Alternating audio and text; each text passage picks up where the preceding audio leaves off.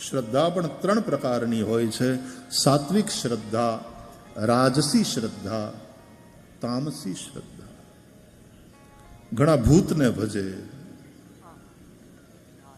તંત્ર મંત્ર આ તે બધું એવું કરે,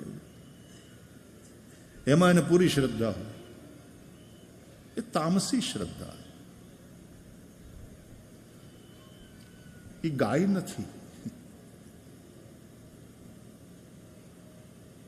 ભેં હોય, બકરી હોય, ગાય નથી. ગાય કોને કહેવાય? સાત્વિક શ્રદ્ધા હોય તો ગાય. સાત્વિક શ્રદ્ધા ધેનુ સુહાય. આમે અટણે ગાયું માણા ઓછા પાળે, કા પોહાતી નથી, ગાયું રખડે છે. એમ સાત્વિક શ્રદ્ધા વાળા બહુ ઓછા થતા જાય છે. એને એમ થાય કે એનું શું કરવું, આમ એમાં ફેટ ન હોય. ડેરીમાં દૂધ ભરવા જાઓ, પૈસા બહુ આવે નહીં, એના ફેટ ઓછી હોય. ભેહુંને ભટકતી જોઈ એને માણસ સંભાળે છે. ગાય રખડે છે, પ્લાસ્ટિક ખાય છે. ત્યારે સાત્વિક શ્રદ્ધા કેટલા લોકોની, જ્ઞાન માટે થઈને કેટલા લોકો દોડે છે કે પ્રયાસ કરે છે.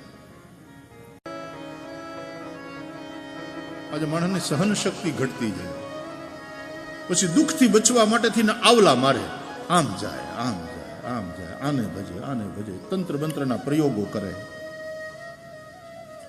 એ પણ એક શ્રદ્ધા છે, પણ એ સાત્વિક શ્રદ્ધા નથી. એ દૂધ છે, બકરાનું હશે, ઊંટડાનું હશે, ગધેડીનું હશે, ભેહનું હશે, પણ એ ગાયનું દૂધ નથી.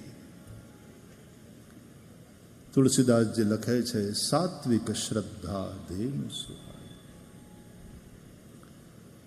સાત્વિક શ્રદ્ધા એ ગાય છે. ગાય પૂજાય છે, બીજા બધા પ્રાણી વપરાય છે. ગાય પૂજાય છે.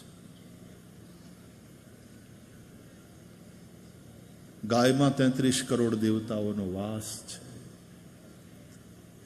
ગાયના ગોબરમાં, ગોમયમાં લક્ષ્મીજી વસે છે. સાત્વિક શ્રદ્ધા ધેનુ સુહાય.